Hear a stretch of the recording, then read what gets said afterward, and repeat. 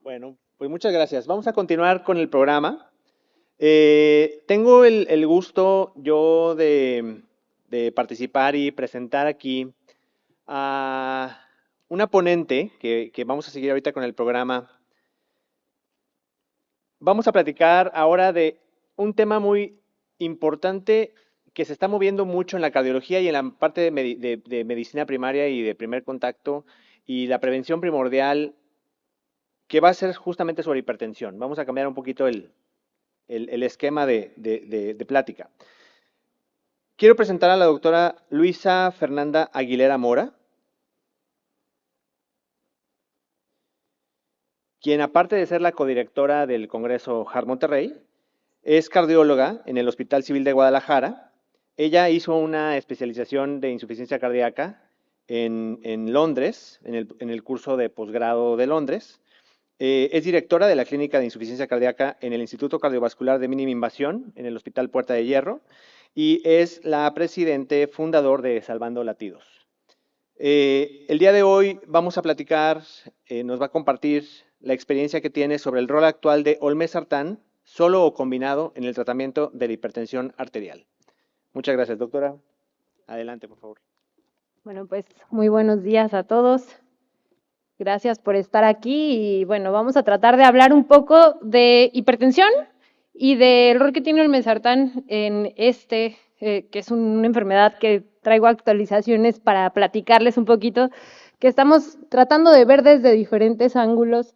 Y es que no es poco importante la hipertensión, ¿no? Realmente estamos hablando de uno de los factores de riesgo más relevantes para nosotros como cardiólogos y que nos lleva a más enfermedades de las que podemos imaginar. Este es mi conflicto de interés para esta conversación del día de hoy. Pero otra, pues quiero decirles que originalmente el doctor Ricalde nos iba a acompañar el día de hoy para dar esta charla. No pudo estar con nosotros por temas de salud, pero parte de lo que verán el día de hoy pues es algo que él preparó y quiero también darle el reconocimiento y el agradecimiento por el interés de participar con nosotros. Justo les decía, el 30% de la población se estima que vive con hipertensión. Probablemente nosotros aquí tenemos marcado que aproximadamente estamos ahí en la prevalencia entre 32, entre 33, pero yo creo que probablemente nuestra prevalencia es muchísimo más alta si la comparamos con otros países, solamente que no están diagnosticados los pacientes por evidentes razones de concientización, ¿no? En México sabemos que cada año se han hecho nuevos registros en donde va incrementando el número de pacientes que viven con hipertensión, tanto en hombres como en mujeres, pero que las mujeres somos un caso que va aumentando también cada año el número de mujeres que viven con esta condición y que antiguamente creíamos que la prevalencia era mucho mayor en los hombres, ¿no? Así que en México realmente a veces cuidamos nuestras tradiciones y parece que todos conocemos que la mayoría mueren por complicaciones de diabetes o hipertensión y precisamente es algo de lo que vengo a platicarles el día de hoy. Las complicaciones cardiovasculares secundarias de hipertensión van mucho más allá de tener un infarto, ¿no? La cardiopatía isquémica sin duda es una complicación importante y relevante para mí como experta en insuficiencia cardíaca, porque definitivamente es la primer causa de insuficiencia cardíaca, la cardiopatía isquémica, pero también es una de las razones para reducir la calidad de vida en los pacientes de forma importante, no solo por desarrollar insuficiencia cardíaca, sino también por las complicaciones a nivel visual, a nivel vascular. Y la hipertensión, recuerden que afecta cualquier arteria básicamente de nuestro cuerpo, ¿no? Esto incluye pacientes que viven con demencia temprana, demencia vascular, que es un tema bastante frecuente en nuestra población y subdiagnosticado, pero lo más relevante, prevenible, si se hace un control adecuado. Y por supuesto, los eventos vasculares cerebrales y además la enfermedad renal crónica, que ambas también se caracterizan por tener una implicación en la calidad de vida, ¿no? Tenemos estudios en México relevantes en donde podemos ver que este equipo, que es un equipo que admiro mucho, que están realmente enfocados a hacer alianzas y estrategias para disminuir la hipertensión en nuestro país, el grupo Greta. Este grupo hizo este estudio de más de 39,000 mexicanos, en donde vimos que el 27,8% nada más están controlados. Es un número bastante alarmante, bastante bajo. Podríamos decir prácticamente que 4 de cada 10 personas tampoco saben que tienen hipertensión, y de las personas que saben que viven con hipertensión, un pequeño porcentaje, 3 de cada 10 aproximadamente, van a estar adecuadamente controlados. Y además es relevante recalcar el tipo de terapias que se están utilizando en nuestro país. ¿Por qué controlar la hipertensión es tan complicado? Primero, probablemente es porque no genera síntomas en la mayoría de los pacientes al inicio, ¿no? Por algo es uno de nuestros asesinos silenciosos, no es el único, tenemos más, ¿no? Tenemos diabetes, tenemos dislipidemia, tenemos obesidad, que el paciente está total y absolutamente asintomático, y no es hasta que, como les digo a los pacientes, de repente no se siente nada hasta que se siente todo, porque puede cambiar totalmente el pronóstico del paciente en un momento, como en un evento isquémico, ya sea vascular cerebral o en tema de cardiopatía isquémica. Es un síndrome complejo con múltiples causas, lo que no hace sencillo el tratamiento tampoco. Hay muchísima inercia médica, que espero que eso cambie el día de hoy en todos ustedes, si es que la tienen, y los factores poblacionales y culturales de nuestro país, en donde definitivamente tenemos muchísimas cosas, desde la atención temprana, la alimentación y pues los hábitos que tiene nuestra población. El cambio en el estilo de vida, por lo tanto, es bastante complejo, y los medicamentos que tenemos incluso en las instituciones a veces no nos ayudan tampoco, las dosis que nosotros elegimos de estos fármacos y, por supuesto, la falta de adherencia que tienen los pacientes. Y estas son las nuevas guías que se acaban de presentar hace unos días en Londres, en donde tuvimos la oportunidad de escuchar a grandes expertos de todo el mundo, aunque estas son las guías europeas, sabemos que las guías americanas tuvieron también su presentación hace unos años. Las guías que vamos a ver a continuación pueden bajarlas en SQR, me parece, espero que funcione adecuadamente, pero si no, con mucho gusto también se las comparto a quien las necesite al final. Y las nuevas guías nos traen algunos temas que me gustaría compartirles y que creo que podemos ser críticos para bien y tal vez para mal para nuestro país, pero precisamente están muy enfocadas también en la educación sobre esta parte multifactorial y el enfoque fisiopatológico que debemos considerar en el paciente que vive con hipertensión. Por una parte, esta imagen central nos recuerda que la hipertensión tiene desde factores genéticos, factores de comportamiento, factores del medio ambiente. Ahora, tanto la Federación Mundial del Corazón como la Organización Mundial por la Salud están realmente consternados del impacto que tiene el tema de la contaminación y el calentamiento global en el tema cardiovascular. También nos afecta, hay muchísimas iniciativas que se están desarrollando a lo largo de todo el mundo para reducir la contaminación y para tratar de mejorar también las condiciones, incluso en donde realizan actividades físicas las personas. Por otra parte, tenemos la parte socioeconómica y psicosocial, ¿no? El tema del estrés, las oportunidades que tienen los pacientes de hacer realmente el cambio en su estilo de vida, y por supuesto la situación socioeconómica, que en nuestro caso también puede ser una limitante importante para lo que veremos el día de hoy.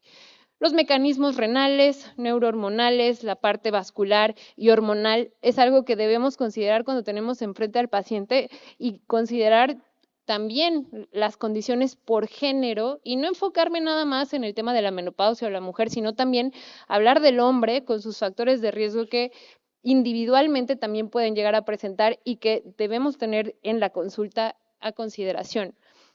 Y recalcar que, por lo tanto, conociendo esta fisiopatología y que podría llegar a afectar prácticamente cualquier órgano de nuestro cuerpo que esté vascularizado, obviamente habiendo unos mucho más frecuentes y más afectados, no debemos dejar de verdad de buscar este tipo de complicaciones a nivel del ojo, a nivel vascular cerebral, a nivel de la enfermedad arterial periférica, sobre todo en las piernas, que en muchas ocasiones no hacemos un abordaje completo, y me incluyo como cardióloga, en donde se nos pasa en ocasiones evaluar, ni siquiera hablemos ya de una valoración integral, al menos clínica, buscar síntomas y características en la exploración física que nos hagan sospechar de enfermedad arterial periférica, en donde realmente debemos enfocarnos también en este grupo poblacional.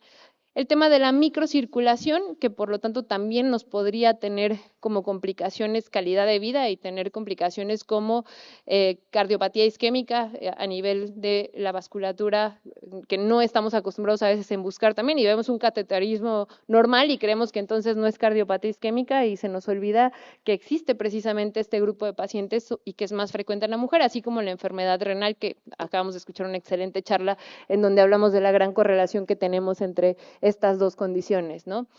Ahora, esta es la nueva clasificación, se las comparto, que nos comparte justo el Grupo Europeo, en donde prácticamente nosotros lo vemos como se arrepintieron un poquito de no haber estado de acuerdo con los americanos hace algunos años. Probablemente si ven ahí tenemos entonces la presión arterial normal o no elevada, que está por debajo de 120/70, ¿no? Tenemos ahí en el lado principal, ¿no? Y obviamente los cortes en este caso son iguales tanto en el ámbito intrahospitalario o en nuestro consultorio, como si hacemos una medición con mapa o si el paciente hace un automonitoreo, que tenemos ahí los estándares. Ahora, vemos que presión arterial elevada, le vamos a llamar ahí, a aquellos pacientes que están por encima de 120 y hasta 139 en la sistólica, y en la diastólica entre 70 y 89.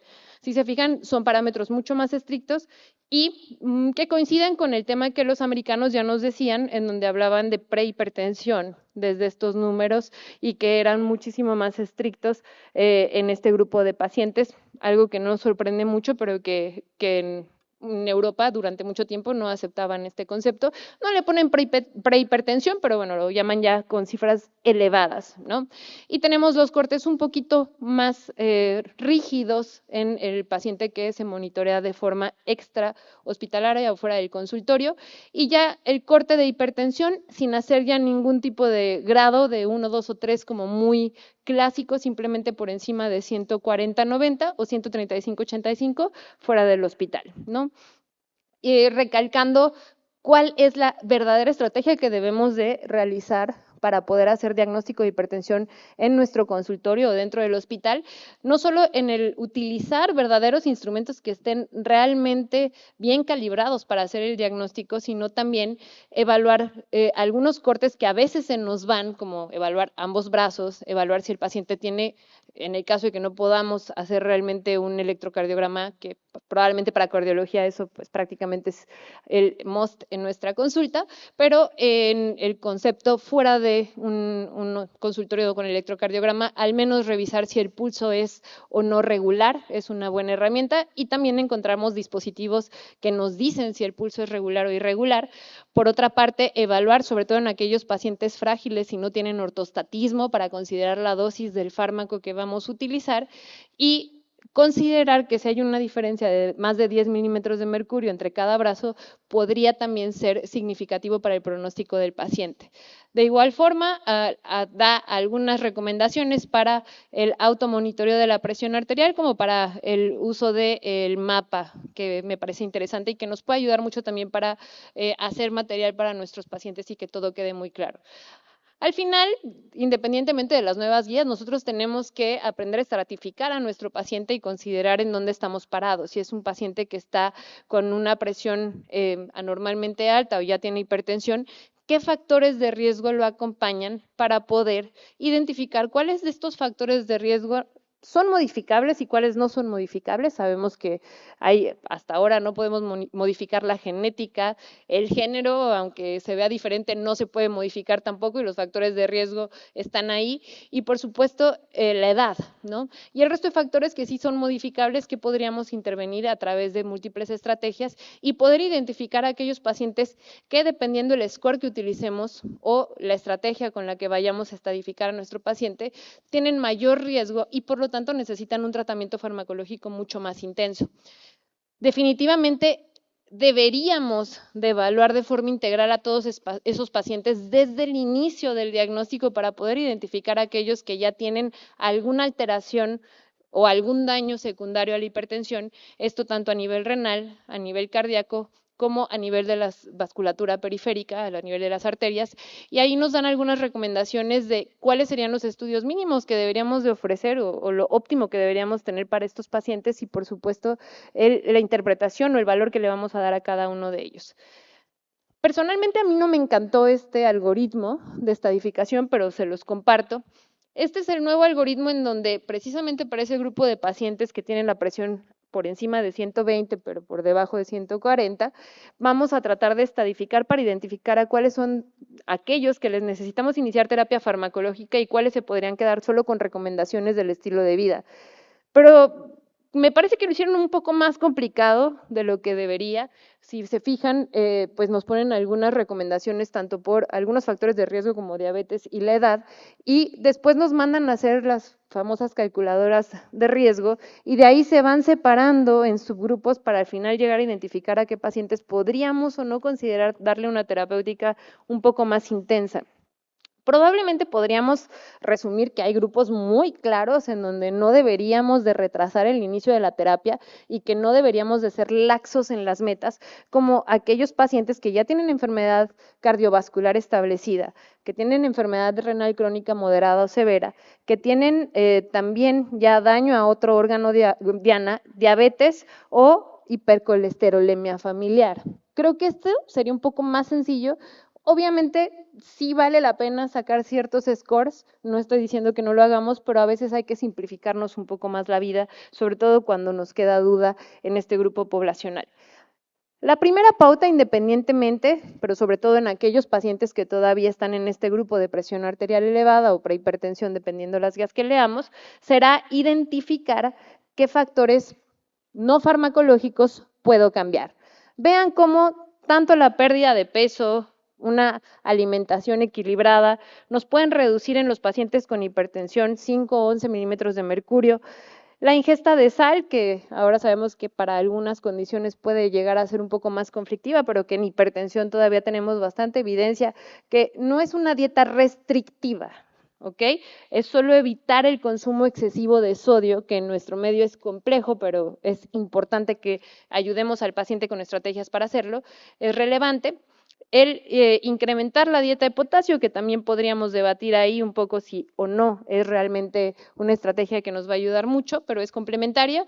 Pero lo que sí es relevante es la actividad física, no solo por el beneficio cardiovascular, sino también por el beneficio a nivel de salud mental, de calidad de vida y también el reducción de peso, que nos va a ayudar también a reducir la presión arterial, y el controlar el consumo de alcohol. Importante, y aunque lo voy a recalcar más adelante, evaluar que en el tema de actividad física no es nada más caminar. Ya también buscamos, y está total y absolutamente indicado, hacer ejercicio dinámico de resistencia e isométrico. Y en muchas ocasiones nosotros desde el consultorio no hacemos estas recomendaciones de forma genuina. Lo óptimo sería trabajar con los equipos de rehabilitación cardíaca, pero cuando no contamos con esa opción o que es un paciente que no se va a prestar para ir o acudir con un experto, sí es importante recalcarles que caminar nada más o hacer bicicleta o hacer alguna actividad aeróbica específicamente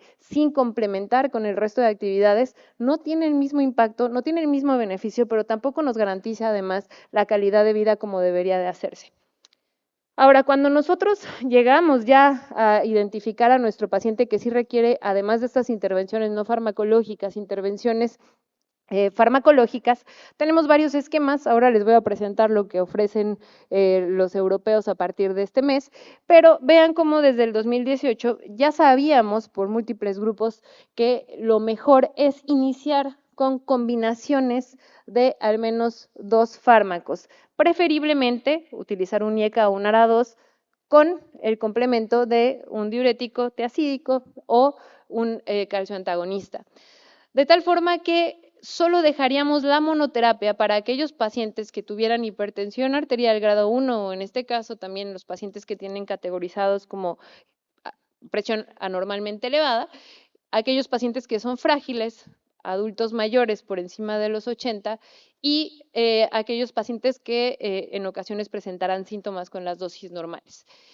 y que si no funcionaba o que si no era suficiente la dosis 1, pues iríamos a la siguiente dosis, que sería llevar la dosis máxima de estas terapias combinadas y posteriormente utilizar 3 fármacos en el caso en que hubiera poca respuesta.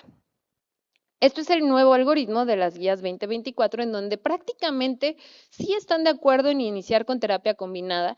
Ellos de igual forma nos ponen que con quienes iniciaríamos con monoterapia serían precisamente aquellos pacientes que están en este grupo de presión arterial anormalmente elevada. De aquellos pacientes, ellos suben el rango de edad, mayores de 85 años, que yo estoy personalmente muy de acuerdo porque yo tengo muchos pacientes de 80 años que no son frágiles y que para nada deberíamos de estar desoptimizando la terapia o no dando la terapia correcta. Ver a aquellos pacientes con síntomas de hipotensión ortostática y por eso desde el principio evaluarla, y fragilidad, pero ellos son mucho más claros y ahora les voy a presentar eso también, en qué fragilidad. Y esta es moderada o severa. ¿Ok? Porque solo decir fragilidad, pues nosotros nos podríamos imaginar muchas cosas, pero ellos fueron muy claros y complementaron bastante bien esta información.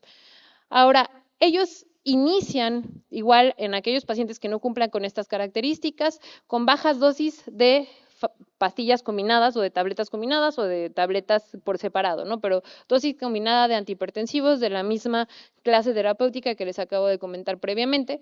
Lo correcto sería evaluar en máximo, o sea, óptimamente 1 mes, máximo 3 meses el resultado, y si no hubo una adecuada respuesta, iniciar con dosis bajas de terapia triple, que aquí es donde yo no estoy tan de acuerdo, pero podríamos tener ahí una discusión, porque nos estaríamos brincando justo lo que otras guías sí mencionan, que es la terapia combinada a dosis máxima.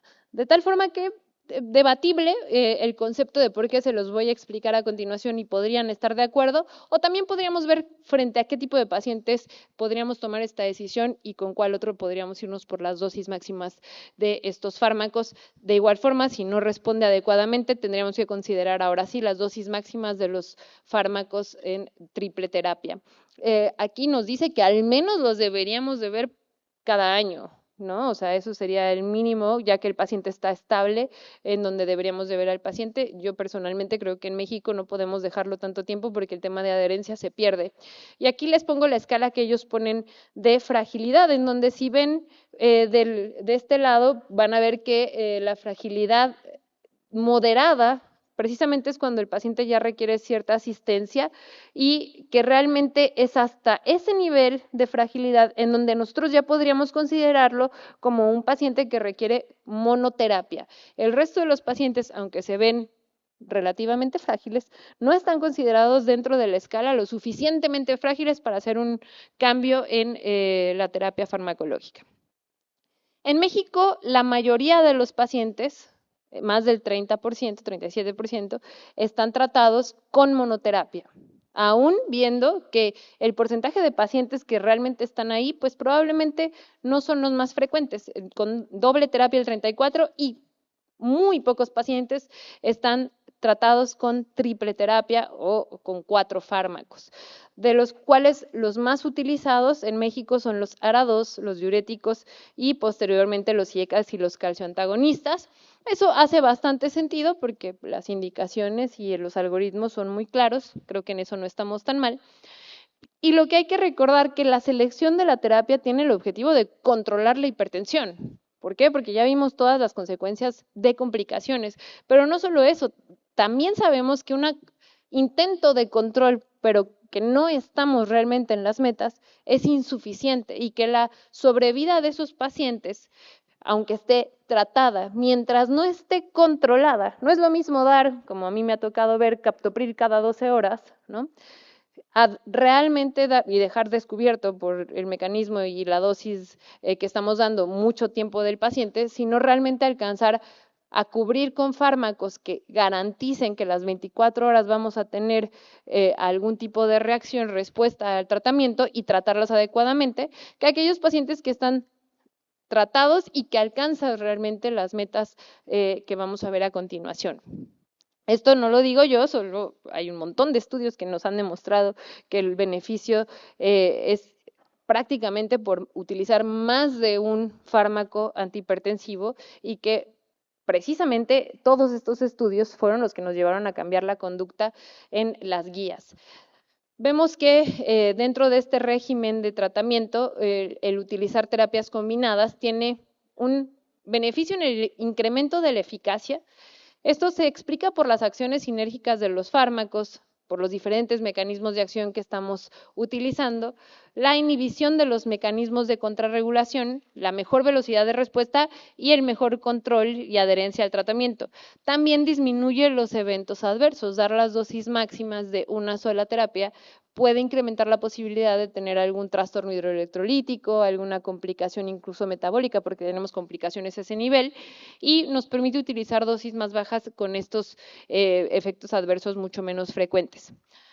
Y como decía la charla, ¿no? También quiero hablarles puntualmente de un ARA2 y las combinaciones que podemos utilizar actualmente y de dónde vienen sus indicaciones. Aquí tenemos olmesartán más hidroclorotiazida en el estudio Beneficiary, en donde precisamente al utilizar estas dosis combinadas o de forma como monoterapia, dependiendo de la indicación, vimos que tanto la presión arterial sistólica como la diastólica tuvo una reducción eficaz tanto con los pacientes que estaban en monoterapia, hombres, mujeres, sin importar también el grado de hipertensión que tenían en todos los subgrupos de pacientes hipertensos, incluyendo a los pacientes que viven con diabetes, que sabemos que es un grupo desde el principio se los comentaba, de riesgo importante. Es 5 veces más efectiva combinar los fármacos que duplicar la dosis de un agente individual. Vean, sin importar el grupo farmacológico que les ponga enfrente, sea ARA2 y ECA, si nosotros combinamos un beta bloqueador con otro fármaco en lugar de utilizar las dosis máximas de ese fármaco, si utilizamos una tiazida, un bloqueador de los canales de calcio, el beneficio va a ser mucho mayor y vamos a tener mejor control de presión, que al final es el objetivo de nuestro tratamiento. El uso temprano de estas combinaciones en un solo comprimido también mejora la posibilidad de que el paciente sea adherente y por lo tanto de que logremos la meta de una forma más rápida en el primer año si vienen estos fármacos en una sola tableta. Y también el que nosotros consideremos la optimización y el incrementar las dosis de forma temprana será relevante para poder llegar a estas metas en una intensificación adecuada. La terapia de combinación aumenta la eficacia y reduce o no incrementa al menos los efectos adversos, ¿no? Eso es importante. En ocasiones nos preocupa pensar que si estamos dando 2 fármacos antihipertensivos, tengamos más posibilidad de tener complicaciones de efectos adversos de estas terapias, pero la realidad es que tenemos suficientes estudios que sustentan que no será así. De tal forma que realmente tenemos estos grupos farmacológicos, estos 4 pilares con los que podríamos iniciar la terapia farmacológica en hipertensión, recordando que los 3 de arriba son los 3 que se utilizan de forma inicial, ese triángulo que está en azul, IECA o ARA2, ¿no? IECA y ARA2. Recordemos que ese grupo farmacológico no se puede combinar. Bueno, se puede, pero no se debe, ¿verdad?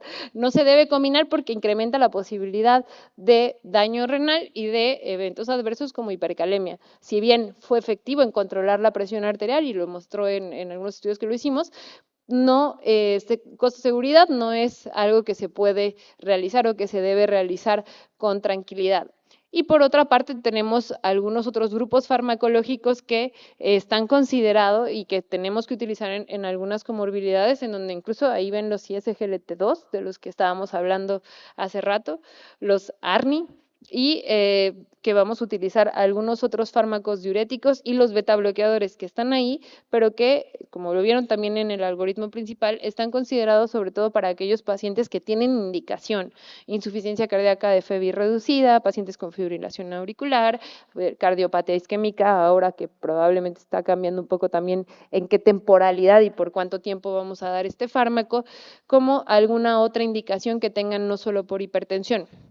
Si nosotros combinamos olmesartán más un calcio antagonista y un diurético o un diurético, alguna de estas combinaciones, es decir, monoterapia, terapia doble o triple, vamos a ver que la presión arterial se mantiene controlada, tanto la diastólica como la sistólica, durante el día, la noche y prácticamente las 24 horas. Y tenemos estudios muy interesantes que justo en las 2 horas antes de la siguiente dosis farmacológica que tuviéramos que tomar, la presión arterial está adecuadamente controlada con estos medicamentos. Y pues vean ustedes como si nosotros vemos el porcentaje de éxito si tenemos solo monoterapia versus tener una combinación como el mesartán amlodipino, incrementa la posibilidad, sin importar las dosis que tengamos, las presiones que tengamos frente a nosotros, para lograr el control mucho más rápido que con otros fármacos. De igual forma, podemos ver que estas terapias combinadas son suficientes para tratar hipertensiones incluso con grado 2 o 3 y que debemos,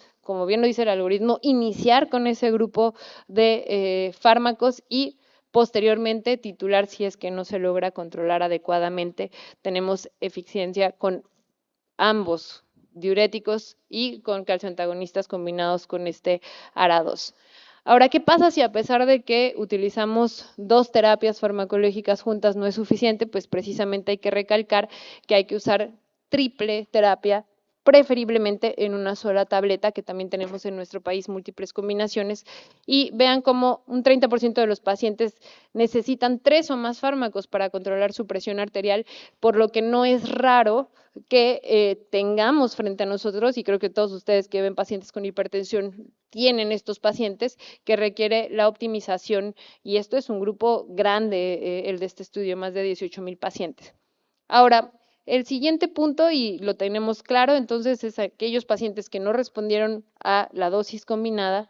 Ustedes verán las guías y juzgarán, estarán de acuerdo o no con esta nueva percepción de hacerlo por parte de los europeos, pues iremos a terapia triple. Y esto tiene muchísima lógica, ¿no? Si nosotros tomamos en cuenta que los mecanismos fisiopatológicos en hipertensión son múltiples y tenemos cada uno de estos agentes bloqueando una vía que favorece la hipertensión de forma diferente, pues tendremos mejores resultados. Si nosotros utilizamos solo un fármaco para una vía que es compleja, pues tendremos mucho menos bloqueo que si nosotros utilizamos diferentes combinaciones y obviamente individualizando qué paciente tenemos enfrente. Hoy sabemos que pues cada uno de los pacientes que vamos a ver en la consulta tendrá algunas comorbilidades, complicaciones o contraindicaciones que debemos tomar a consideración y que definitivamente, si bien tanto amlodipino como hidroclorotiazida, y la pongo porque es la más real, es la que más viene combinada, hoy ya tenemos combinaciones con otras tiazidas y creo que son muy buenas también, pero nuestra realidad es que la mayoría de los ARA2 que tenemos en México vienen combinados con amlodipino o con hidroclorotiazida, con los beneficios que cada uno tienen y también los riesgos o contraindicaciones que cada uno puede llegar a tener. Creo que todos van a estar de acuerdo que el bloquear específicamente el sistema de renin-angiotensina-aldosterona a nivel de la angiotensina tipo 2, el receptor 1, pues sabemos perfectamente que no nada más nos regula la presión arterial, sino que también tiene o favorece la modulación a nivel renal de la aldosterona, hace una reducción de la vasoconstricción. Tenemos también un impacto a nivel neuroendocrino y también del sistema adrenérgico y, por supuesto, el beneficio a nivel miocárdico con una reducción de la hipertrofia y la fibrosis, que personalmente, como experta en insuficiencia cardíaca, pues es lo que me importa también, ¿no? Nada más que la presión esté controlada, que eso ya favorece también, por supuesto, que el paciente no genere insuficiencia cardíaca, pero también que aquel paciente que ya tiene consecuencias por la hipertensión, que ya pudiera estar desarrollando fibrosis, detengamos esa vía fisiopatológica y eso se va a hacer a través del uso adecuado de fármacos. Hoy tenemos muchísimos ARA2, pero quiero que se fijen siempre en la vida media de los fármacos, el tiempo que va a llegar realmente a su dosis máxima y a beneficiar a este paciente y, por supuesto, que esto nos lleve a tomar decisiones lógicas porque necesitamos fármacos con una vida media larga si las vamos a utilizar realmente cada 24 horas y si no cumple esas características, pues entonces dar realmente a la dosis adecuada si no es una liberación prolongada. Por ejemplo, en los sartán, malamente a veces veo con las tabletas institucionales que sabemos que duran y con suerte 12 horas en sangre, pues la dan cada 24 horas. Existen algunas combinaciones de losartán en donde ya son de liberación prolongada, pero si no es el caso, no deberíamos de estar dando esas tabletas solamente una vez al día. Si es realmente por el tema de generar hipotensión, pues incluso fragmentar la dosis, pero siempre tratando de cubrir la mayor parte del tiempo en sangre con esto, ¿no? Y también conocer que el beneficio de dejar, digamos, libre el otro receptor que tiene efectos benéficos pueden ayudar de forma extra o pleiotrópica al control de la hipertensión y no favorecer un feedback positivo que genere más hipertensión. Ahora, el tema de olmesartán también, incluso comparado con estos otros ARA2 en el control de la presión arterial a las 24 horas, como pueden ver es uno de los que más mantienen la presión arterial dentro de los parámetros normales y que no solo eso, un medicamento, y no solo hablo en hipertensión, yo creo que en la cardiología o en cualquier parte de la medicina, si nos ofrecen una tableta que además impacta de forma benéfica en otras áreas de la salud que son importantes, es decir, estos efectos pleiotrópicos, que no los damos para eso, pero que como una consecuencia tenemos ahora algo extra, pues precisamente nos vamos a inclinar, sobre todo en este mercado en donde tenemos muchas tabletas que tal vez actúan de la misma forma, utilizar aquellas que tienen efectos pleiotrópicos, pues son las más adecuadas, ¿no? Y en el caso de olmesartán tenemos estudios que demuestran que reducen el estrés oxidativo, limitan la apoptosis de las células endoteliales, tenemos algunos otros que nos dan información sobre cómo brinda una estabilización de las placas a nivel de las arterias coronarias y a nivel de las placas ateromatosas a nivel de la carótida. Ahora, el control de la presión arterial, insisto, es crucial y no hay que detenernos si nuestro paciente no está adecuadamente controlado. No importa que el paciente se sienta bien, ¿no? Sabemos, insisto, es asintomático. Y el tenerlo en metas no es porque tengamos cero síntomas, es porque conocemos que el beneficio está en llegar a la meta en números, ¿ok? Y en este caso, y por supuesto de no encontrar complicaciones en otros órganos, pero particularmente en las nuevas guías nos dejan muy claro, ahora las metas tienen que ser lo más estrictas posible, por lo tanto llegar a una presión arterial sistólica de menos de 120, si el paciente lo tolera, y si aquellos pacientes no lo toleran, pues podremos ser un poco más flexible, pero ya no llegamos a una flexibilidad como lo teníamos antes en los adultos mayores, que llegaban hasta 150 de flexibilidad en alcanzarlo. Y habrá algunas condiciones en donde, como la hipotensión ortostática, pudiera ser la razón por la que somos un poco más flexibles o alguna otra condición clínica de fragilidad y sobre todo que digamos, bueno, pues no pasa nada si está un poco hipertenso porque a lo mejor su expectativa de vida ya es muy corta y no debemos de ser tan intensos, ¿no? Pero fuera de eso, en la mayoría de estos grupos trataremos de ser intensos y por lo tanto, si con terapia triple el paciente no está logrando sus metas, habrá que agregar no solo a un equipo multidisciplinario, porque algo está pasando con este paciente que no nos está permitiendo llegar ya con 3 fármacos a la meta terapéutica. Hay clínicas especiales para el paciente que vive ya con hipertensión o referirlo a algún centro avanzado que nos pueda apoyar o a un grupo avanzado que nos pueda apoyar con el abordaje correcto de este paciente, identificar si no hay una hipertensión secundaria que se nos esté pasando algo en el abordaje del paciente y, por supuesto, dentro del tratamiento en hipertensión resistente tenemos espironolactona y si no la tolera plerrenona, ahora veremos qué pasa con finerenona, si es que también por acá va a tener cabida o no. Acabamos de ver estudios positivos para finerenona en insuficiencia cardíaca, tenemos en enfermedad renal crónica, veamos qué pasa también en la parte de hipertensión y los beta bloqueadores que, como ya les comentaba, tienen indicaciones por los que se pueden iniciar desde el principio del tratamiento farmacológico, pero si no es una indicación previa, aquí ya deberíamos de considerarlos como parte del tratamiento y si no, llegaremos ya a utilizar los alfa bloqueadores, otro tipo de fármacos que tengamos a la mano y vean la denervación renal, ya la tenemos ahora con una clase 2B, siguen el algoritmo pero con el básicamente menor nivel de evidencia que existe dentro de estas recomendaciones.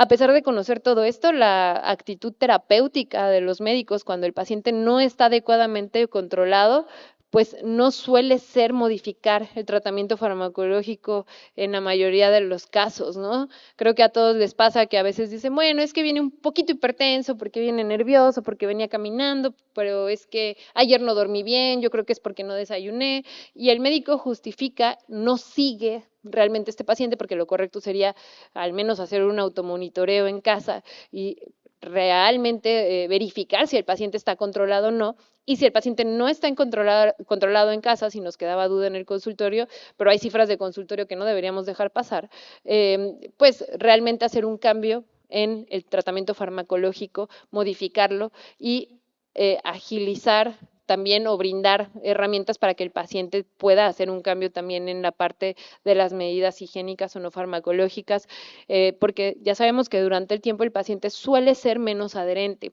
o suele persistir hipertenso por dos razones. O sea, puede ser que el paciente no lo esté haciendo bien o puede ser que el médico no lo esté haciendo bien y por eso no estamos llegando a las metas y esa es parte de nuestra responsabilidad.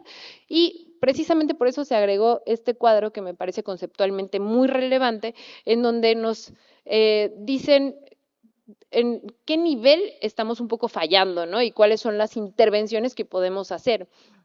Por ejemplo, si el paciente ni siquiera inició la terapia farmacológica, o sea, ni siquiera quiso tomar el fármaco que nosotros prescribimos, identificar por qué no lo está iniciando y buscar hacer una intervención en temas de comunicación para poder ver si al paciente le dio miedo, si el paciente no comprendió el beneficio de tomar el medicamento, cómo vamos a ayudarlo con información para que esto cambie.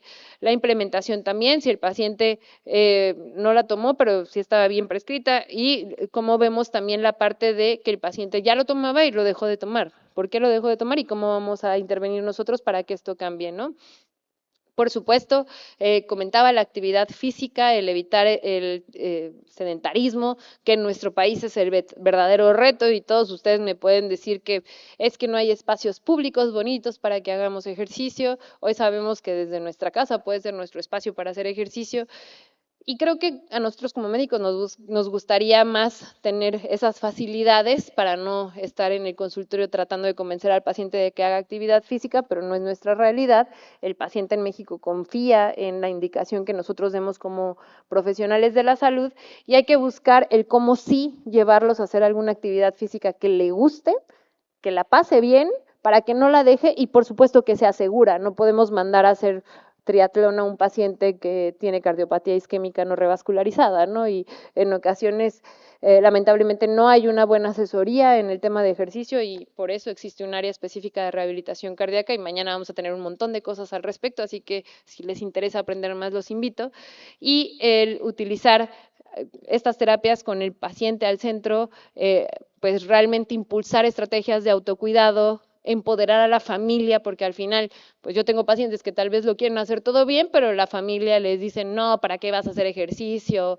O no, no comas eso, la lechuga es mala, no comas tan sano, los estresan más, no los acompañan a veces a las consultas y eso también hace que sea un poco empático el entorno para el paciente y siempre tratar de hacer un equipo multidisciplinario para que realmente el paciente pueda estar acompañado, educado y considerar utilizar aparte del equipo no médico desde el inicio, pues tanto el equipo de enfermería, nutrición, rehabilitación y psicología son cruciales para que a estos pacientes les vaya bien y entender que esto va mucho más allá de una receta, ¿no? Hay factores socioeconómicos, factores relacionados con las terapias. Tal vez lo mejor sería tomar una sola tableta con 3 fármacos, pero el centro donde está el paciente no se los da y pues tenemos que hacerle una receta donde va a tener 5 medicamentos para controlar la hipertensión, 5 tabletas donde podrían estar en una, pero es lo que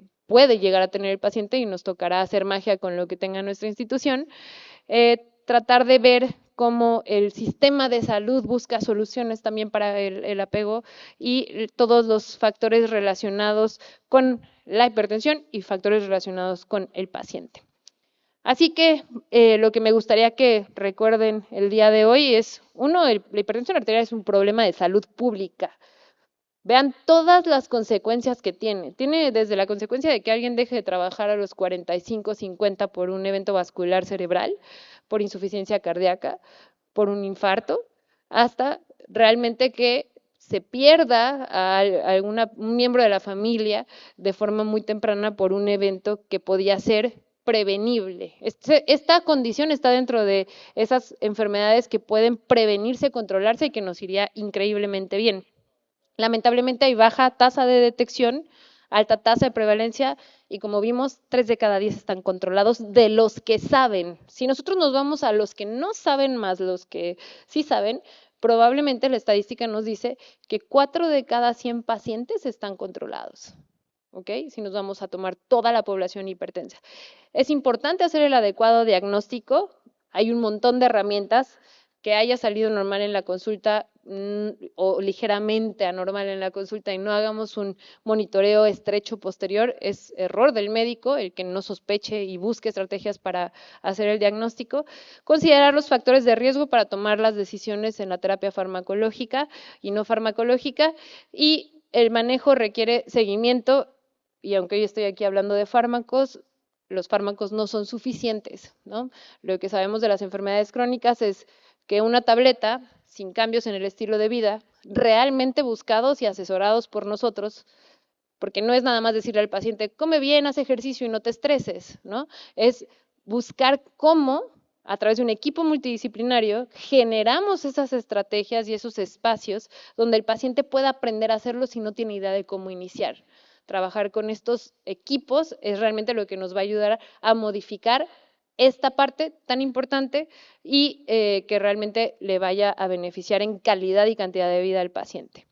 Les dejo aquí mis datos. Si alguien quiere que le pase algo de lo que presenté el día de hoy, con gusto me pueden escribir y me quedo para preguntas. Muchas gracias.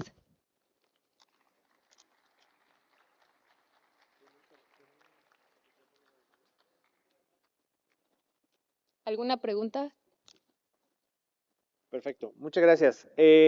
Para los que tengan preguntas, igual ahorita levantamos mano para poder aprovechar un poquito el tiempo y la experiencia de la doctora Luisa. Luisa, adelante, por favor. Yo creo que mucho de la discusión que tenemos que hacer con hipertensión va de la mano de varios puntos, y creo que el primer punto en el que estamos fallando en general en el mundo es primero en el diagnóstico, ¿no? Porque justamente hablábamos de que hay una muy buena parte de las personas que no están ni siquiera diagnosticadas, ¿no? Creo que nos hemos enfocado mucho en darle un mejor tratamiento a las personas y cómo empezar el tratamiento, pero creo que tenemos un buen porcentaje que rondará el 50% aproximadamente, ¿no? De las personas que no están diagnosticadas. Sé que te dedicas mucho al tema de campaña de detección temprana, ¿no? En la población general. ¿Cuál sería tu recomendación inicial para mejorar el diagnóstico desde las personas que nos ven de forma virtual y presencial? Creo que tenemos un amplio conocimiento. A veces habrá estudiantes que incluso empiezan a caminar sobre esta línea, y habrá cardiólogos que son especialistas y que tienen años de experiencia en el consultorio. ¿Cuál sería la herramienta y estrategia que tú recomendarías para hacer un mejor diagnóstico primero en la población no diagnosticada? Yo creo que lo más importante es, de alguna forma, porque todavía no sé la respuesta de cómo encontrarlo, pero lo estamos intentando, acercar el interés a la población de que se tomen la presión en un ambiente adecuado. Porque el tema es que muchas de las campañas que se hacen, y por eso procuramos nosotros que no sea así, pues las hacen en la calle, viene la señora con 1000 cosas cargando y le dicen, pásese y le tomo la presión, ¿no? La sientan 2 segundos, les toman la presión, sale alta, o los tienen ahí durante mucho tiempo esperando hasta que se aburren y se van. Hay mucho ruido, no saben, muchas veces están tomando la presión con la chamarra encima en estas campañas sociales. Realmente no sé si esos son los ambientes adecuados. Nosotros estamos impulsando mucho que se hagan en hospitales, donde invitamos a las personas, tú has estado ahí, que vayan y les tomemos de forma correcta la presión arterial y hagamos todo un circuito, pero también estamos impulsando que en las empresas o que en escuelas o que en el entorno laboral, en espacios un poco controlados o tal vez más libres de ruido y de estrés, entre comillas, ¿verdad?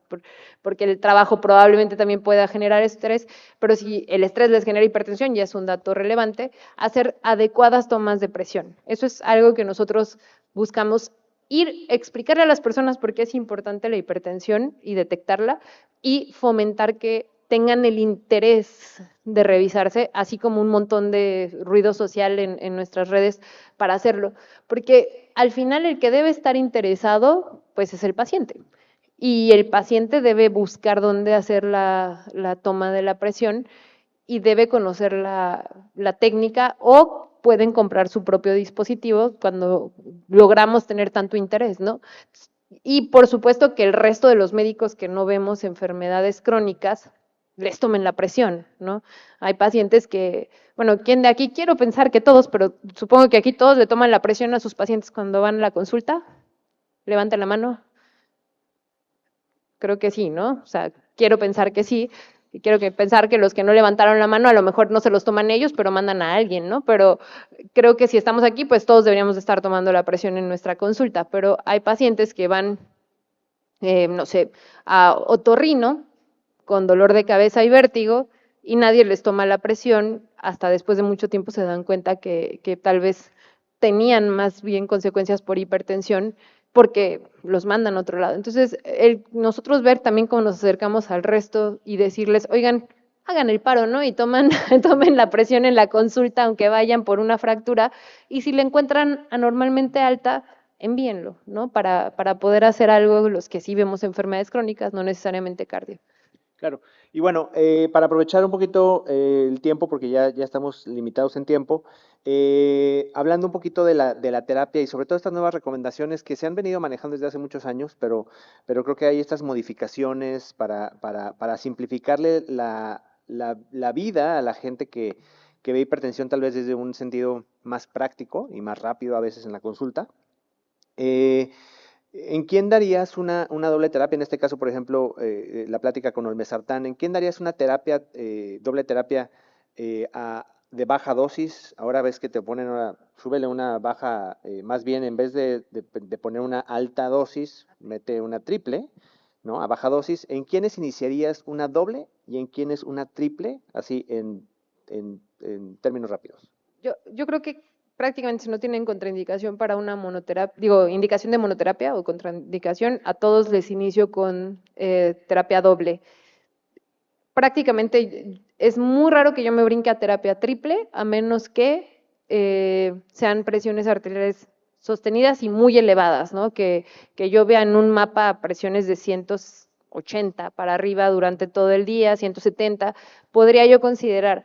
O sea, el algoritmo es muy claro y te dice empieza porque hay pacientes que con doble terapia, a pesar de esas presiones, se van a controlar. Pero creo que uno con un poco la práctica clínica ya te das cuenta que aquellos pacientes que probablemente no van a resolver con doble terapia y menos a dosis bajas, e inicias directamente con las combinaciones a dosis bajas, eso sí, nunca hago con dosis máximas de golpe de triple terapia, ¿no? Perfecto. Bueno, pues quiero agradecer a la doctora Luisa Aguilera por compartirnos esta presentación y la experiencia que tiene. No se pierdan, todo el tiempo la doctora Luisa va a estar aquí con nosotros, entonces no se pierdan. Si tienen alguna duda, se puede contactar directamente con ella durante el tiempo del Congreso y más adelante. Muchas gracias, doctora. Gracias.